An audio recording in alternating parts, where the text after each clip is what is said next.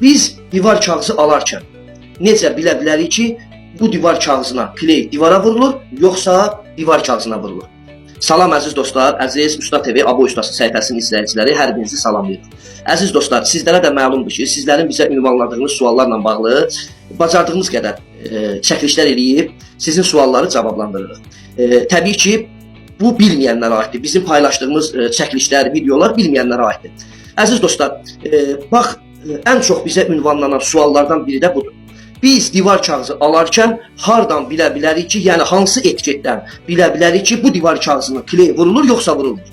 Və yaxud divar səthinə kley vurulur, yoxsa vurulmur? Əziz dostlar, əksər hallarda filizilin tərkibli divar kağızlarına biz divar kağızının özünə kley tətbiq etmirik. Sadəcə divara kley tətbiq edirik. Yuxarıda gördüyünüz işarə sadəcə divar səthinə kley vur işarəsidir. Bu işarə əsasən filizilin tərkibli divar kağızlarında olur.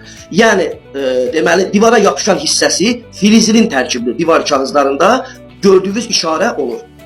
Əziz dostlar, bu gördüyünüz işarə isə divar kağızının özünə kley vur işarəsidir. Bu hallarda həm divar kağızının özünə, həm də divar səthinə kley vurmaq olar.